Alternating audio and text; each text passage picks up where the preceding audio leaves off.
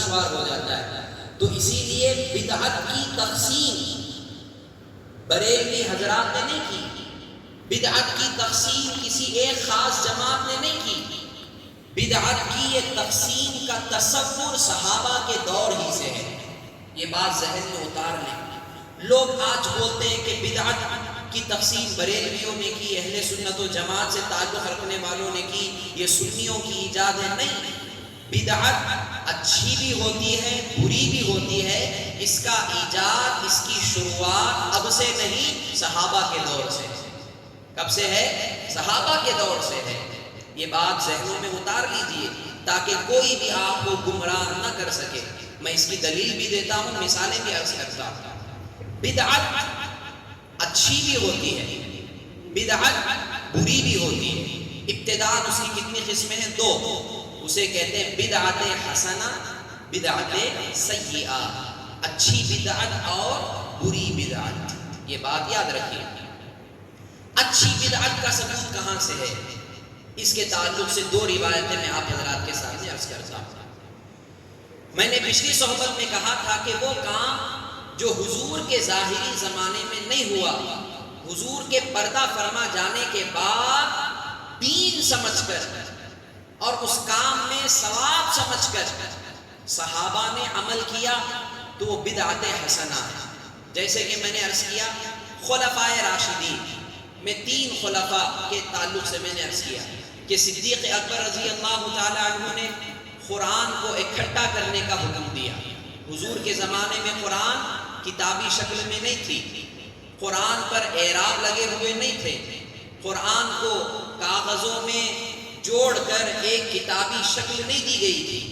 صدیق اکبر کے خلافت کے دور میں رضی اللہ تعالی عنہ قرآن کو جمع کرنے کا آغاز کیا گیا۔ ہوا کہ نہیں ہوا؟ حضور کے زمانے میں تو قرآن کتابی شکل میں نہیں، فاروق اعظم رضی اللہ عنہ کے مشورے پر حضرت سیدنا صدیق اکبر رضی اللہ تعالی عنہ نے قرآن کو جمع کرنے کا سلسلہ شروع کیا اور کتابی شکل دینے کا ابتدا حضرت صدیق اکبر نے کی۔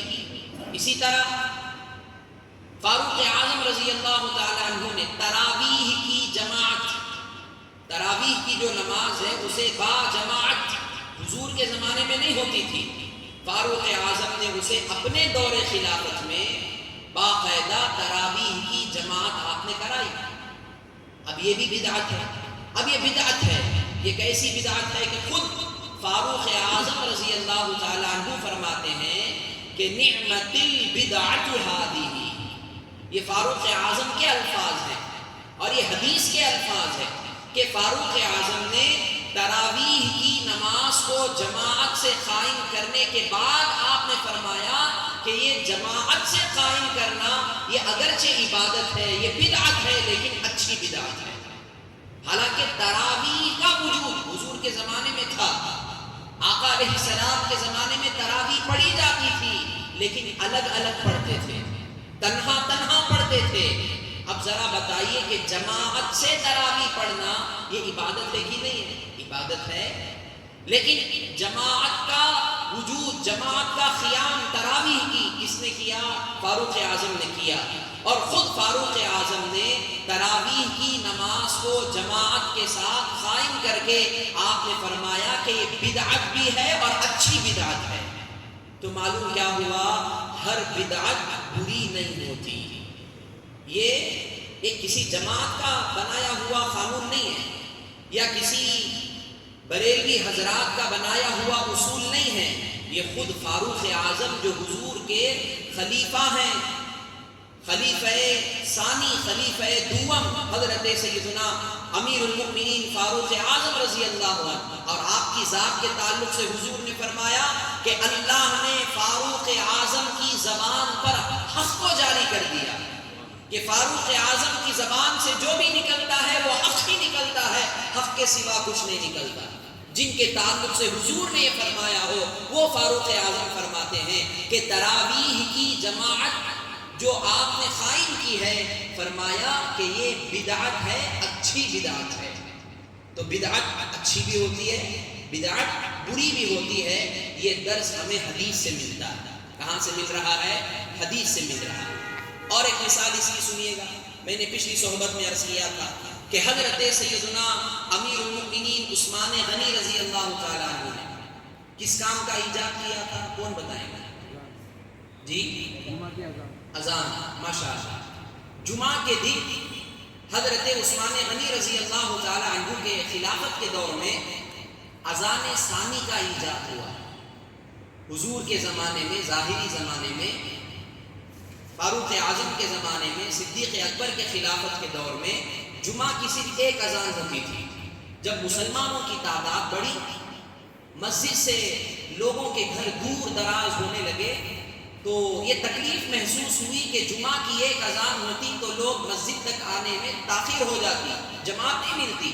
تو حضرت عثمان غنی نے ضرورت کو مد نظر رکھتے ہوئے آپ نے کیا کیا؟ ایک اذان کا اضافہ فرمایا جمعہ کے دن۔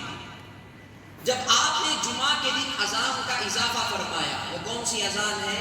پہلی اذان جو دی جاتی 12:30 بجے، وہ اذان اضافی ہے۔ حضور کے زمانے میں نہیں ہوتی تھی، صدیق اکبر کے زمانے میں نہیں ہوتی تھی، فاروق اعظم کے زمانے میں نہیں ہوتی تھی۔